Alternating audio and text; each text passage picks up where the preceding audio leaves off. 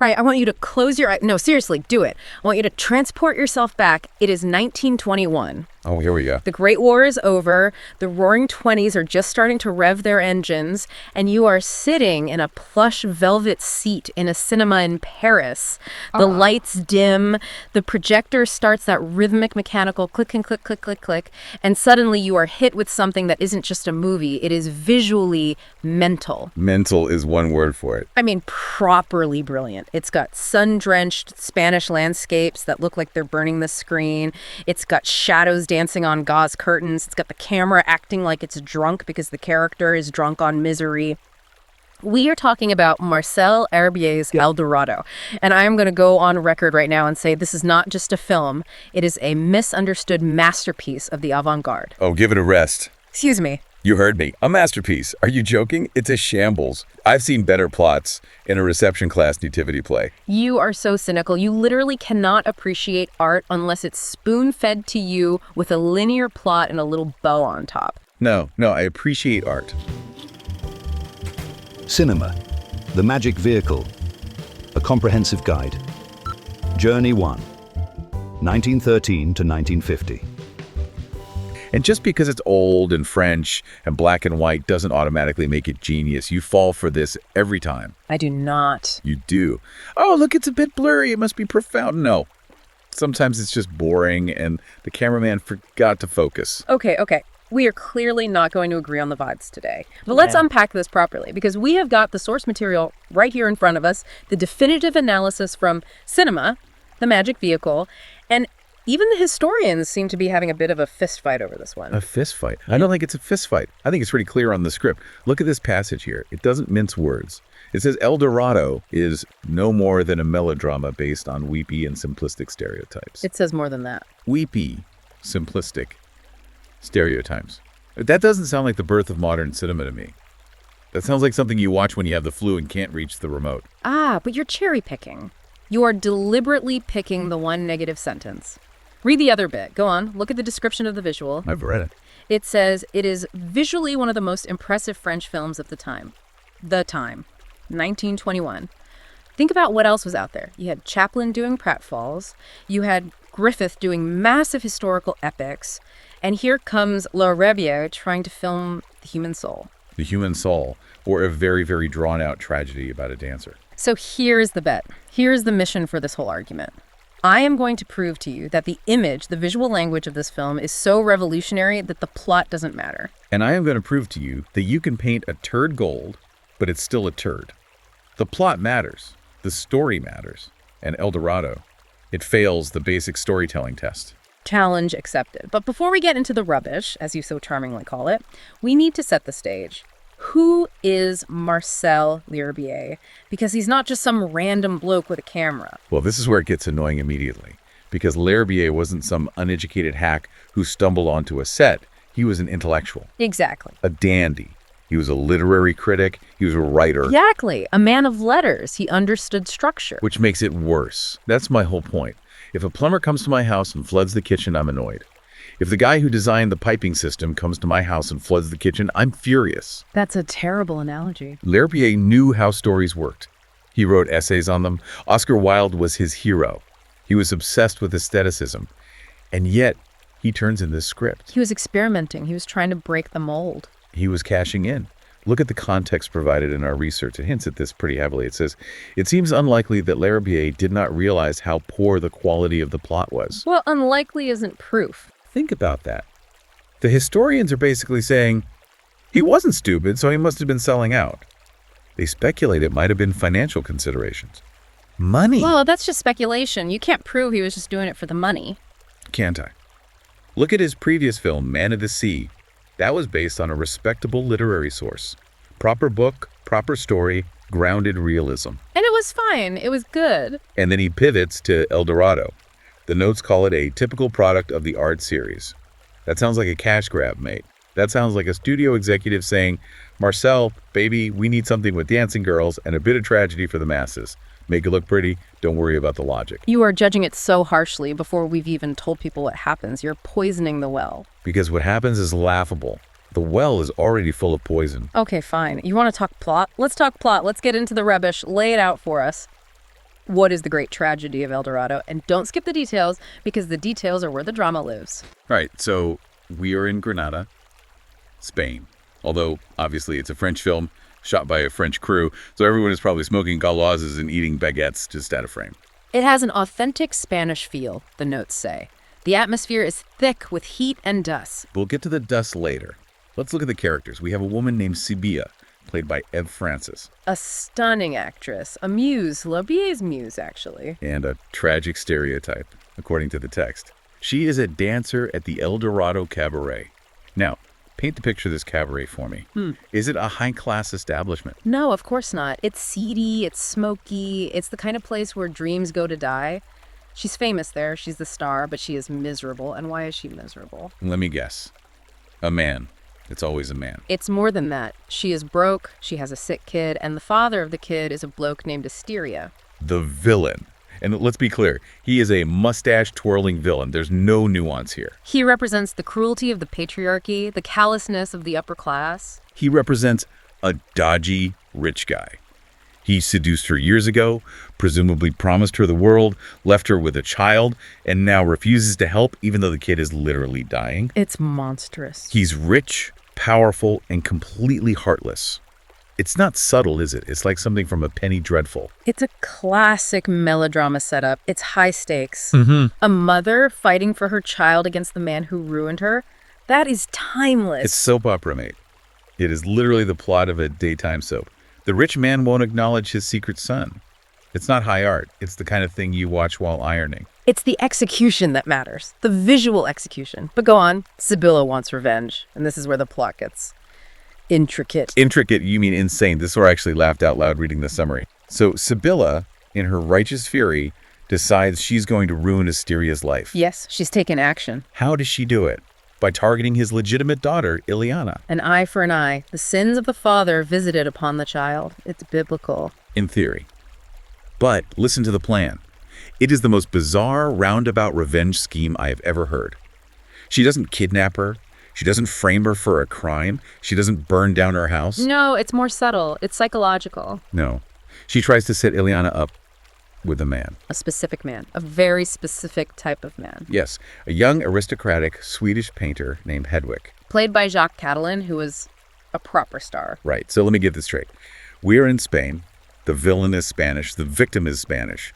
And her master plan to ruin this girl's life is to introduce her to a wealthy, artistic Swedish nobleman. Well, she thinks it will cause a scandal, doesn't she? Because Ileana is engaged to someone else. A respectable, boring someone. Oh, the horror. The absolute horror. I shall doom you to a life of painting and Swedish meatballs with a handsome aristocrat.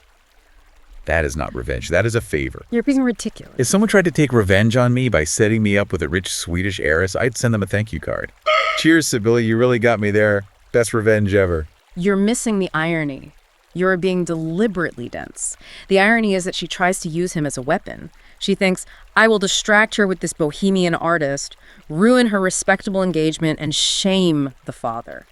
It's about reputation. Right. And what happens? Go on. Tell me what happens next in this masterclass of screenwriting. They fall in love. Surprise, surprise. Who could have possibly seen that coming? It's fate. She tries to destroy, but she creates love instead.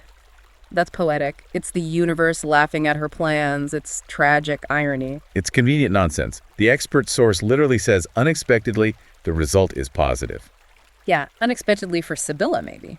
For anyone who has ever seen a movie, it's exactly what we expected. Oh, look, the two attractive young people are staring at each other. I wonder if they'll get married. It's about the emotional journey? Of course they will. And then look at the so-called happy ending. Well, it's bittersweet. It's not purely happy. It's complex. It's bizarre. Asteria, the bad dad, finds out and, he disowns his daughter Ileana because she ran off with the Swede, so she's cut off without a penny. A classic conflict, love versus money. And what do the happy young couple do? They're not just lovers, oh no. They adopt Sibilla's sick kid. They nurse him back to health. The future belongs to the young lovers and Sibilla's son. That's beautiful. The new generation fixing the sins of the old. Oh, come on. The bad father is left alone with his money, rotting in his empty house, while the love child he rejected is raised by his legitimate daughter. That is karmic justice. It's perfect. It's too neat. It's wrapped up in a bow. The rich dad is grumpy alone, the nice kids have the baby, and everyone is happy. Except Wait for it. Sibylla. Yes. The tragedy. This is just grim for the sake of being grim. This is where it goes from a bit silly to just nasty. Sibylla sees that her son is safe. Her grand plan has sort of worked out for everyone but her. Does she start a new life? Does she go, right, job done, time to learn pottery? She has nothing left. Her honor is gone, her child is gone, her love is gone, her purpose is fulfilled. She goes back to the cabaret. And just to make sure we know she's having a bad time, because her son being safe isn't enough, a coworker tries to rape her. It's the final degradation, the world showing its ultimate cruelty. And then she commits suicide. Whoa, you're glossing over the emotional weight of that. You're making it sound like a grocery list. Milk, bread, suicide. I'm glossing over it because it's misery porn. It's just piling on the trauma to make the audience cry. It is manipulative. Oh, look, everything is fine for this sexy young couple, but the mother has to die tragically because, well, the movie needs a sad ending. It feels cheap. It's not just a sad ending. It's about sacrifice. She is the martyr. She burns herself up to light the way for the others. It's like a Greek tragedy. Or an opera. In opera, the soprano always dies. It's a convention. It's like a bad telenovela. And the research backs me up here. It calls the film no more than a melodrama. It questions whether Larabier even cared about the script. Imagine him in the writer's room. Okay, Marcel, so the mother, what does she do at the end? I don't know. Kill her off. I need to focus on the lighting for the Alhambra scene. Just make her drink poison or something. And that is slander. You're creating a fiction. It's probable. Okay. If you strip away the fancy camera work, what have you got? You've got a story that makes no sense, characters who are cardboard cutouts, and a revenge plot that accidentally acts as a premium dating service. It's rubbish. Okay. Stop right there. No, I won't stop. It's a shambles. You are looking at the text. You are reading the script like a lawyer reading a contract. That is usually how you judge a story, yes. By reading it. No, that is how you judge a play. Or a novel. Cinema is not text. Cinema is image. Cinema is light and time. And this is where you are completely missing the point of El Dorado. Forget the script. Burn the script. Look at the screen. I'm looking and I'm getting a headache from all the flickering. Larabier didn't care about realism. The research explicitly says so. Larabier pays much less attention to realism than he did in Man of the Sea. He didn't care about whether the Swedish painter made logical sense as a revenge plot. He cared about states of mind. States of mind? What does that even mean? It's such a vague, artsy term. It means the atmosphere, the vibe, the feeling. The research says the film is defined by the juxtaposition. That's a fancy word for contrast for you simple folk. I know what juxtaposition means. Thank you. I went to school. The juxtaposition of sun-drenched landscapes and dazzling white architecture against the smoky, velvety dusk of interiors. Think about that contrast. I am thinking about it. It's not that deep. The outside world is blindingly bright, harsh, unforgiving, the sun of Spain beating down on you. And then you go inside the cabaret and it's dark, soft, smoky, claustrophobic. It's a visual metaphor for her life. Trapped in the dark while the world is bright outside. So it's bright outside and dark inside. Groundbreaking. Truly. Give the man the medal. My house is like that. It's more than that. It's about the feeling of Spain, the heat, the oppression. The notes say it gives the film an authentic Spanish feel, even though, as you pointed out, it's a French movie shot by a French guy. How do you explain that? Good set design. Maybe they open the window? No. It's the lighting. It's the art. The text explicitly links the visual style to Spanish painters. Larabier wasn't just filming actors, he was painting with light. He was referencing Ribera. Here we go. The name dropping. Time to sound smart. Giuseppe de Ribera. The notes mention his heavy use of chiaroscuro. Oh, Laddie, that's chiaroscuro. Listen to you. Come off it. It's the interplay of light and dark. It's dramatic. It's not just dark. It's emotional darkness. The shadows aren't just the lack of light. They are the character's despair. When Sibylla is in the shadows, she is literally being consumed by her situation. It's a bit convenient that emotional despair also saves you money on building full sets, because you can just hide the back of the room in shadow. Oh, we can't afford the back wall. Just make it emotionally dark, Marcel. You are so cynical. You're just determined to hate this. What about Velázquez? The research mentions him too. Refined modernist composition. What does that mean in English? It means Larabier frames shots like portraits. He places people in the frame with geometric precision. It's beautiful and balanced, like a great painting. If I wanted to see a Velázquez, I would go to the Prado. I want a film that moves, that has a story. It does move. but it moves emotionally. And Goya, you can't ignore the Goya connection, Francisco Goya. The text specifically brings up the 3rd of May, 1808, the firing squad painting. I know the one. Grim stuff. Guy in the white shirt, hands up, about to be shot. Depictions of death, destruction, and battlefield horror. That's the tone Lorbier was going for. The tragedy of Sibylla isn't misery porn, it's Goya-esque horror. No, it's not. It's the brutality of the world crushing the individual. When you look at the suicide through the lens of Goya, it isn't cheap, it's inevitable. It is the crushing weight of fate. That is a massive stretch. You are taking a bad script and plastering the names of Renaissance and Romantic masters over it to hide the cracks. Oh, the plot is stupid. No, it's not stupid, it's Goya. Come off it. It's nonsense. It's not a stretch. The film is literally filled with shadows dancing on gauze backcloths. Gauze backcloths. It sounds like a window display at a department store. What does that even achieve? Think about the texture. Gauze creates a softness, a diffusion. It makes the world look dreamlike or like a memory. The text says this device became standard in poetic cinema. Le Herbier was a pioneer. Oh, a pioneer of gauze. Fantastic. He was inventing the language that other people would use for decades. You're complaining about the prototype not being as smooth as the final product. You're looking at the Wright brothers' plane and saying, well, the in-flight meal service is terrible. I'm complaining that the prototype is boring. But look, if we're going to talk about inventing language, we have to talk about the things that are actually weird. The things that make you go, did the camera break? You mean the mental innovations, the genius. The stuff that makes you think the camera operator fell over. The subjective narrative. Yes, this is the best part. This is where the rubber meets the road. Section 3 of our argument, the mental innovation. Mental is the right word, because it's mad. The research says fragments of El Dorado are among the first attempts at subjective narrative in cinema. Do you realize how huge that is?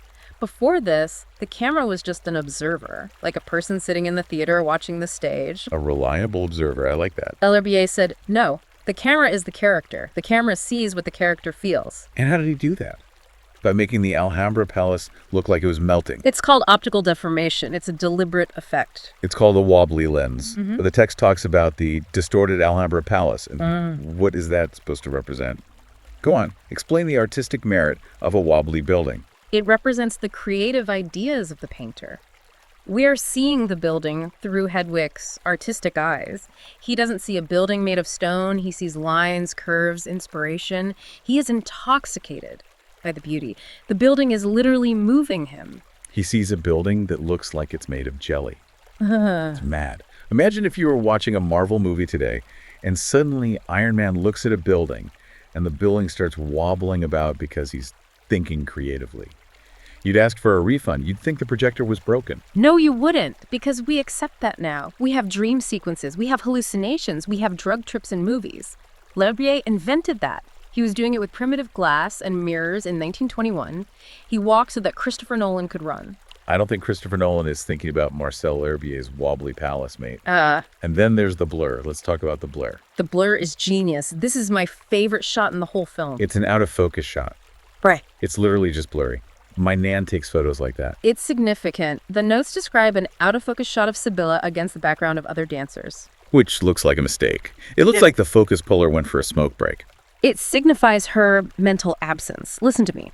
She is physically there, dancing in the cabaret, shaking her tambourine or whatever, but her mind is with her sick child. She is out of focus because she isn't really there. You're reading so much into it. That is pure cinema. Show, don't tell. A writer would have to say, Sibylla danced, but her thoughts were elsewhere. Herbier just blurs her out. Bam. You feel her detachment. It's a feeling, not a line of dialogue. Or the focus puller sneezed. You keep defending these things as genius, but even the research admits it. The book says these effects are not always fully convincing. Not always. I mean, sometimes they are. Not always fully convincing. That is polite historians speak for, it looked a bit dodgy. It's an academic way of saying nice try, but no. But it also says they widen the palette of cinematic means of expression. He took a risk. He tried to show internal thought processes using nothing but a lens. That is brave. It's pretentious. That's the word the text uses later. Aesthetic pretensions. Pretension is just ambition that hasn't been understood yet. No. Pretension is thinking that making a building wobble excuses the fact that your main character is trying to revenge matchmake her enemy's daughter with a Swede. You are so hung up on the plot. I am hung up on the film. A film is a package deal. You can't serve me a gourmet steak on a garbage can lid and tell me to ignore the lid. The whole thing has to work. But L'Herbier was pushing boundaries. He was an explorer. And he got punished for it.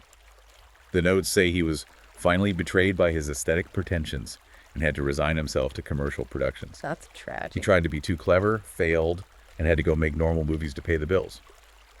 That tells you everything. The audience didn't want wobbly palaces. They wanted a good story.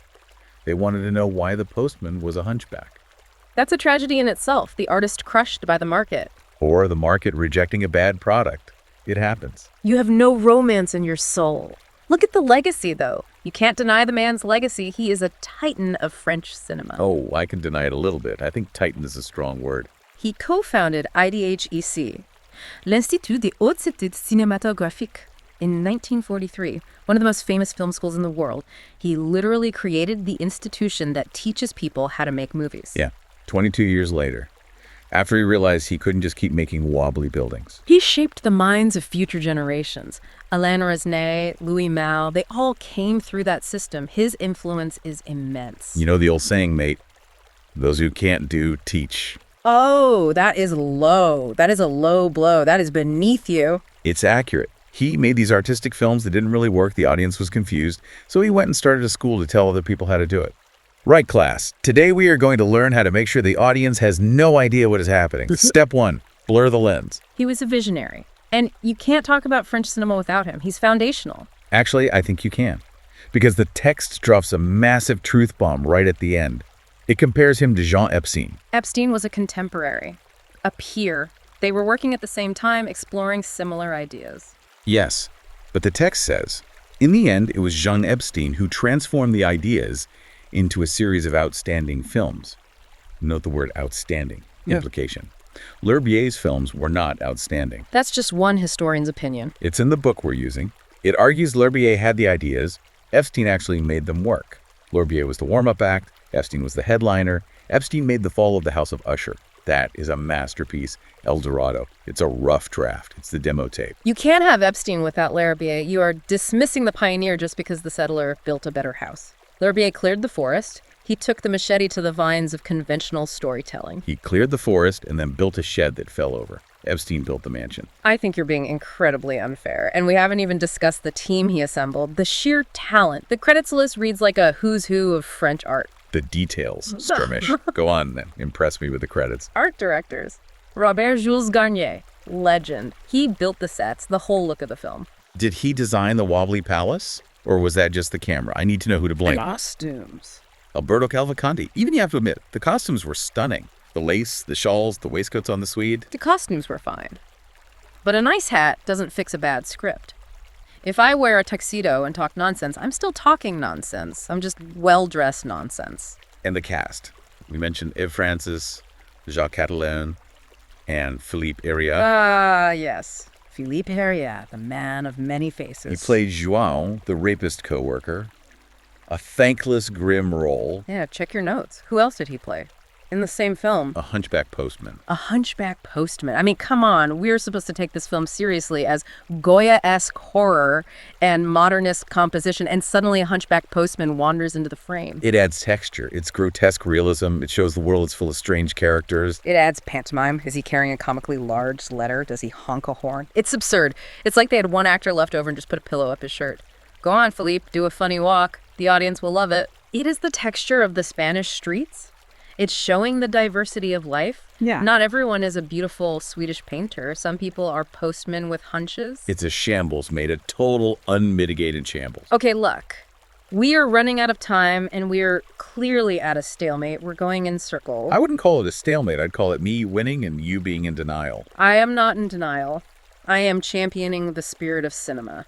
The courage to fail. You're championing a blurred screen and a weeping mother. So let's summarize. My position is this. El Dorado is a key that unlocks cinematic treasures. That is paraphrased from the book's marketing fluff, and I stand by it. It is a visual feast. A feast of wobbles. The distortion, the lighting, the sheer audacity to try and film a thought process. You watch El Dorado for the vibes. You watch it to see the birth of psychological cinema. It is a masterpiece of the image. And my position is this.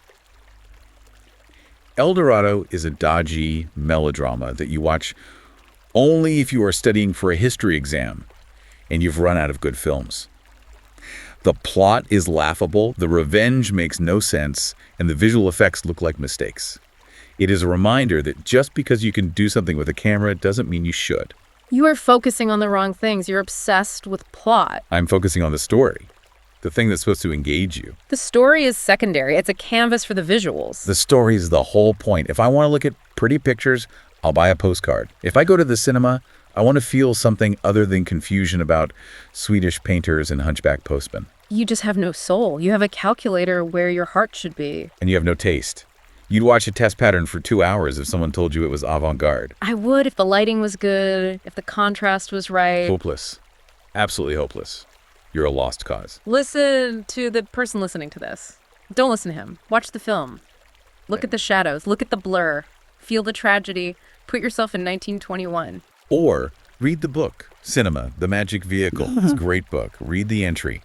Laugh at the plot description. Save yourself 2 hours. Go for a walk. Eat a Swedish meatball in honor of Hedwig. No. Watch it. Judge for yourself. Yeah, go on. Watch The Hunchback Postman and tell me it's high art. I dare you. It is art. It's difficult art. It's a mess. It's glorious. It's rubbish. We are done. This is pointless. Wait. One last thing. For the listener. What? Does a pretty picture excuse a terrible story? I reckon not. But Yeah. that's the real question, isn't it? What do you think?